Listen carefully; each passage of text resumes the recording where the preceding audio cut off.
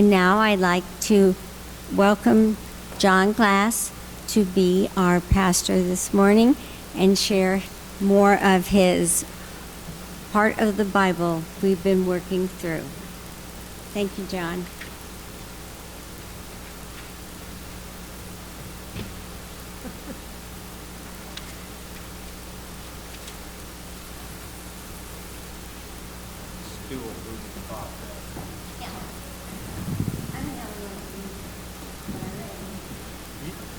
You don't want me standing on that stool, that's for sure. That's why I don't stand up there. I'm just too high up. Oof. Okay, today we'll be reading Matthew 6, verses 5 through 13. And let us read.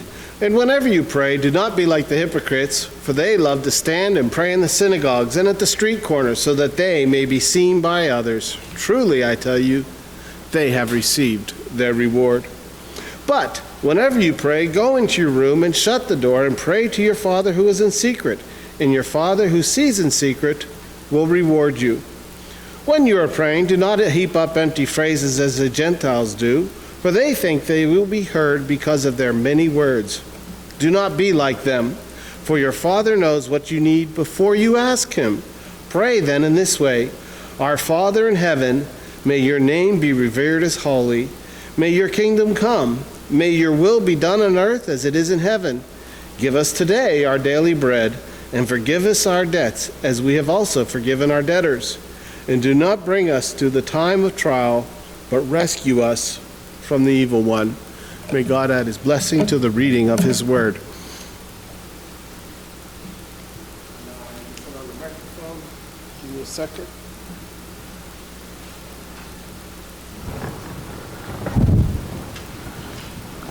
Darn it, I forgot to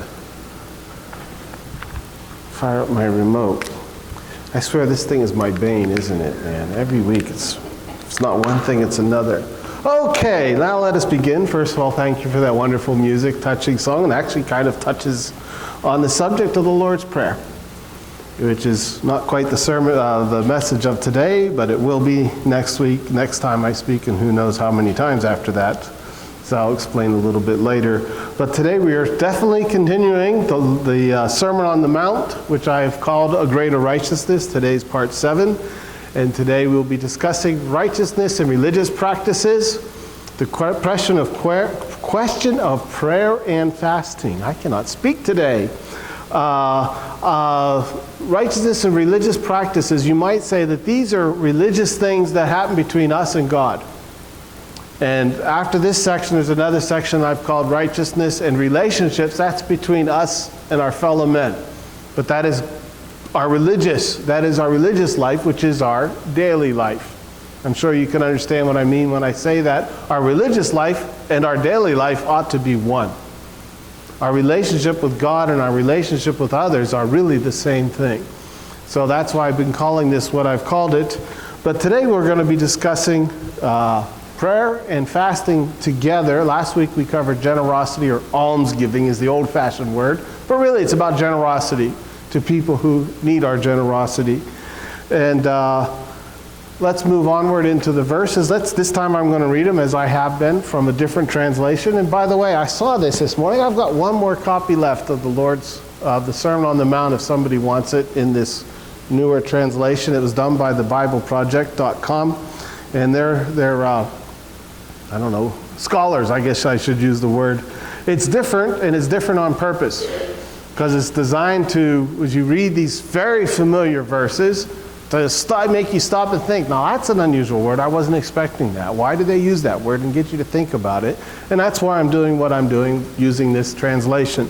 So let's read the question of prayer. We've already read it, but let's read it again, Matthew 6:5. And when you pray, don't be like the hypocrites, because they love to pray while standing in the gathering places and at the corners of wide streets for the purpose of being visible to people. Truly, I tell you, they have fully received their reward. But when you pray, enter into your inner room and shut the door so that you can pray to your Father in hiddenness. And your Father who sees what is done in hiddenness, he will fully reward you. Now, if you remember, last week we talked about this hiddenness and left hand and right hand. The point of that is not how or where, but why you do what you're doing. That's the whole point of hidden, if not to hide physically, but so that your motives are not hypocritical, as we'll discuss in a minute. Let's go on now, continue the question of prayer. And when you're praying, don't use meaningless repetition like the nations, because they suppose they'll be heard on account of their many words. So don't be like them, because your Father knows what you need before you even ask Him. Fascinating words. Now let's continue with the question of fasting. And when you fast, don't look gloomy like the hypocrites, for they like to make their faces look disfigured so that their fasting will be visible to people. Truly I tell you, they have fully received their reward. But when you fast, anoint your head with oil. By the way, that's basically shampooing, is the idea there. It's washing your hair. Anoint your head with oil. Wash your face so that your fasting won't be visible to people, but to your Father in a hidden way. And your Father who sees what is hidden, He will fully reward you. And again, it's not about the how, but about the why. And I've said that word hypocrite twice now. You remember last week? It was last week. Wow. Our normal view of hypocrite is somebody who says one thing but does another. Jesus' concept of hypocrite was different. Hypocrisy happens when we pretend we're doing something for God's glory, but we're really doing it for man's praise. That's how Jesus understood hypocrisy. And so keeping that in mind, let's move onward to the cultural background, something I've done every week pretty much. So let's talk about the cultural background of prayer. Prayer, Jews had a practice of praying 3 times a day. And what they tended to pray was something called the Shema, which is found in Deuteronomy chapter 6. I'm going to put it up here, but I'm going to read the passage because I'm going to read a few more verses. Deuteronomy chapter 6, verses 4 through 9. Hear, O Israel, the Lord our God is our God, and the Lord alone. You shall love the Lord your God with all your heart, and with all your soul, and with all your might. Keep these words that I'm commanding you today in your heart. Recite them to your children, and talk about them when you are at home, and when you are away, when you lie down, and when you rise. Bind them as a sign on your hand. Fix them as an emblem on your forehead, and write them on the doorposts of your house and on your gates. I don't know if you know the history of Israel, but they really failed at that. For hundreds of years they did not do that, and eventually God came along and destroyed Israel because they did not worship Him. And it's one thing we pretty much guess is they never did this. And after Jerusalem was destroyed, 70 years later, they were able to rebuild Jerusalem, rebuild the temple in what we call the Second Temple era, clear up through Jesus' day. Guess what? The Jews finally realized that maybe they should take God seriously about this stuff. And so literally 3 times a day, they would pray this prayer, and they would write the prayer and literally tie it to their wrists.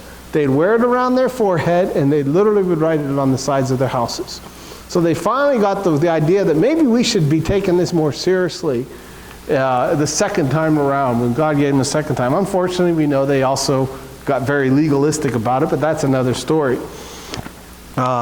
So they would pray 3 times a day, the Shema.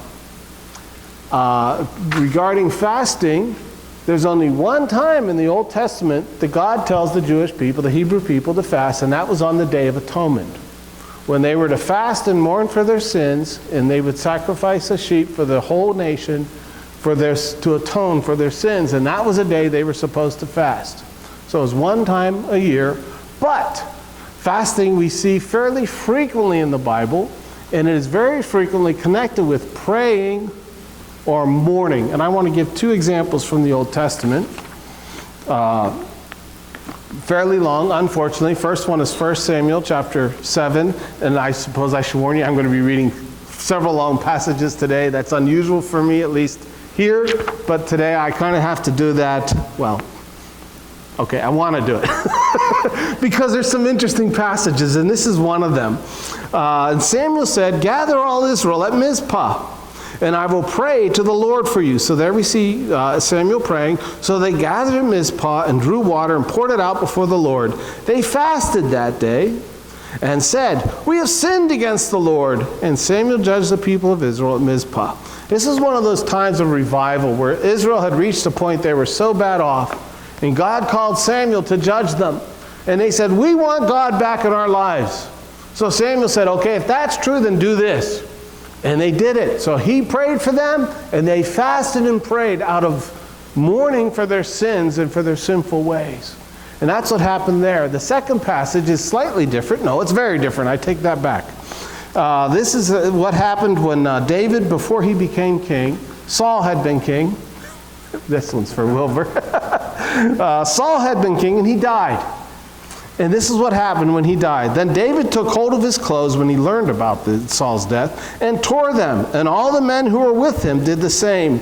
They mourned and wept and fasted until evening for Saul and for his son Jonathan and for the army of the Lord and for the house of Israel, because they had fallen by the sword. So again, you see fasting connected with mourning. Fasting was also common in Jesus' day. I mean, why else would Jesus devote several sentences in his Sermon on the Mount to fasting? It's because it was common, and unfortunately became a source of pride. I'm fasting, see how miserable I am. It's a weird situation from our perspective, because I don't think fasting's common in our circles, is it? Not really. Do you know anybody that ever fasts? There's Lent. That's actually supposed to be a form of fasting. And there's Christmas Lent. Does anybody here do Lent at Christmas? Anybody? Susan, are you nodding your head? So Susan does. In Poland, that's a very important fast, the Christmas Lent. But I don't know anybody except Susan here who does that. But fasting is not very common in our circles, but it was in Jesus' day. And so Jesus spoke about it, which is why I'm talking about it here this morning. But also, believe it or not, the early church fasted. Now I'm going to read two passages. The first one in Acts chapter 13. Now in the church at Antioch, there were prophets and teachers: Barnabas, Simeon, who was called Niger, Lucius of Cyrene, Manaen, a member of the court of Herod, the ruler, and Saul. By the way, this Saul is also known as Paul the Apostle. Again, Wilbur's laughing. He actually confused the two for a while. He thought they were both the same guy. And you can understand how he could do that, not having grown up in church and being taught these things. But yes, two different Sauls. But this is Paul the Apostle that we know from the books he wrote. So what happened here? While they were worshiping the Lord and fasting, the Holy Spirit said, "Set apart for me Barnabas and Saul for the work to which I've called them." Then, after fasting and praying, some more I'd add, they laid their hands on them and sent them off. So this church was fasting and praying, and the Holy Spirit said, "I want you to choose Paul and Barnabas to take the gospel to the other parts of the world." And that's what they set out to do. And at the end of Paul's first missionary journey, which is the next passage, Acts chapter 14, on the very next page, we read this. Paul went through Asia Minor, which is modern-day Turkey, through various cities, and he got to the end to a city called Derbe. And when he got there, that's where we're picking up. And after they proclaimed the good news to that city, Derbe, and had made many disciples, they returned to Lystra, then to Iconium and Antioch, all the cities. There they strengthened the souls of the disciples and encouraged them to continue in the faith, saying, "It is through many persecutions that we must enter the kingdom of God." And after, here's the important verse, they had appointed elders for them in each church with prayer and fasting. They entrusted them to the Lord in whom they had come to believe. So fasting and prayer together played a central role in calling elders, aka pastors, to these churches. And I want to pause for a moment on that thought. Our church today, we are looking for a pastor. I don't make decisions in this church. I don't want to. That's for other people to do. But I'm throwing this out here as a thought. If it was good enough for Paul and the apostles, maybe we as a church ought to consider a time of fasting and prayer for a pastor. I'm just throwing that out there. I won't mention it again. But those who know and care, maybe it's something for us to think about as a church, as a family. because maybe it's time to do that. And let's move on with the real rest of the sermon. That's just tossed in there. It's something when I was preparing for this sermon this week, I had that thought, and I wanted to share it this morning. So on to fasting. What do we do with fasting? Well, I don't know if you noticed this, but every time we read fasting this morning, it was done as a community. It was done communally. Everybody did it. All of Israel did it. All of David's army did it. All of the church did it. In both cases, it was always done communally. So think of fasting not as an individual thing, but as a communal thing. That's why Lent is important, because the whole church takes part in these things. So think of fasting as a communal thing. And of course, don't look gloomy to be noticed. That's simple. You would think, but I remember when I was in elementary school, we had a few kids in our school, neighbors actually of mine. They were Catholic, and they were very big about their Lent, what they were giving up for Lent. And every day they complained about the chocolate they'd given up, letting us know that they weren't happy. Of course, they were kids. They weren't happy about it. But you can see how somebody might take these things and turn it into something, it's all about me. And that's the point there. It's not about us. It's about mourning. It's about God and recognizing where we stand. So don't be gloomy, and of course, do act normally. That's that simple. Now let's get on to prayer, because that's really, at this point, this is where we're going to end, and this is where I've been leading. So Jesus says, when you pray, don't be like the hypocrites. Why? Well, for show, because they like to be praised by others. But he also said, don't be like the heathen. Who are the heathen? Us. Jesus is talking about non-Jews. But really, in a sense, he's talking about people of other religions and what they were like. Because what did they do? They repetition of meaningless words and many, many times. And we're going to see a couple examples of that. First of all, we're going to read one in 1 Kings chapter 18. I have a question, though, before I read it. How many of you know the story of Elijah and the prophets of Baal and the two offerings on the top of Mount Carmel? How many of you have ever heard of, know the story? Not as many as I thought. So you're going to learn something new today, and it's a fascinating story. So the northern kingdom of Israel had turned away from God, and they said, we don't really want God anymore. We want Baal as our God. And actually, one queen, she basically tried to kill all the prophets of God, and she brought in 450 prophets of Baal. And Israel was worshiping Baal. And God said, that's not good, so he sent a drought for 3.5 years. And at the end of 3.5 years, God says, well, I'm finally going to teach Israel a lesson. So he called Elijah and said, I want you to do this. And so Elijah did this. And this is what Elijah did. Let's read it. Then Elijah said to the people, I only, and left a prophet of the Lord, but Baal's prophets number 450. Let 2 bulls be given to us. Let them choose 1 bull for themselves, cut it in pieces and lay it out on wood, but put no fire on it. I will prepare the other bull and lay it on the wood, but put no fire to it. Then you, prophets of Baal, call on the name of your God, and I will call on the name of the Lord. The God who answers by fire is indeed God. And the people said, well spoken. So Elijah set a challenge. You're the prophets of Baal. If your God is God, let him light your fire underneath your offering. And if my God is God, let him light the fire underneath my offering. Whichever God is greater, he's going to prove it. And the people said, that's well spoken. So let's read what happened. Then Elijah said to the prophets of Baal, choose for yourselves 1 bull and prepare it for you are many. Then call on the name of your God, but put no fire to it.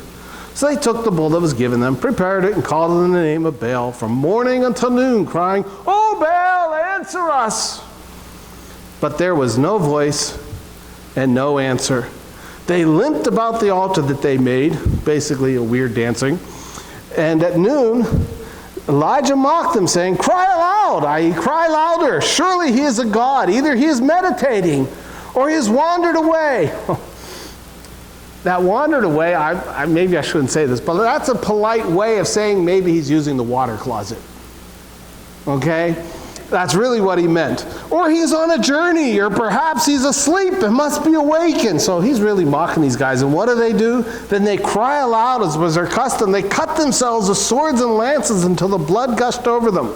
As midday passed, they raved on until the time of the offering of the oblation. But there was no voice, no answer, no response, and no fire. So you see here, these people think, well, if we just pray loud enough and long enough, if we just use these incantations, if we cut ourselves, somehow our God will answer us. And Jesus is saying, guess what, folks? I can't believe you didn't think of this passage. You don't need to do that, folks. That's a waste. And the next one is in Acts chapter 19. And this is another interesting situation. Paul was in Ephesus on his mission journey, and they got upset because people stopped buying their little idols. Oh my goodness. Ephesus was a place for a ginormous temple to the goddess Artemis. And people, just like they do today, you go to a place and they sold souvenirs, little temples, little icons of Artemis and stuff like that. And people stopped buying their souvenirs. So the silversmiths got angry and they wanted to get at Paul. So they had a big gathering in the giant, what do they call it, the amphitheater. And a Jewish guy stood up to try to defend themselves. And this is what happened. But when they recognized that he was a Jew, for about 2 hours, all of them shouted in unison, "Great is Artemis of the Ephesians! Great is Artemis of the Ephesians!" Non-stop for 2 hours. Vainless repetition. They thought that somehow by chanting that for 2 hours, it would all go away and it would all be fixed. But of course we know that doesn't happen. So Jesus is saying, don't be like the heathen. Don't do these things. Of course, that kind of raises the question, because then Jesus went and gave us the Lord's Prayer. But is it really meaningless? Is it vain repetition? Well, we'll talk about that in a minute. But instead of being like the hypocrites, instead of being like the heathen, remember that your Father knows what you need before you even ask. That's an important thought. God always knows what's going on in our lives. But He still wants us to pray to Him. Why do you think that is? I mean, there's many reasons, but there's one reason I want to focus on today. And that is that the purpose of prayer is to line our heart and our desires with God's heart and with His desires. When we go to Him in prayer, well, here's an example. Suppose you fear that your neighbor needs money. Maybe they don't have enough money for groceries, or their kid needs something for school. And you go to God and you start praying, "Lord, our neighbor really needs your help. He needs somebody to give him money." Maybe that somebody is me. You see what I'm saying? Or maybe you go and you pray, "Lord, there's this really cool car I want to buy." Or there's this really fancy computer game that I want to buy. Can you maybe help me? That sounds really stupid when I start praying like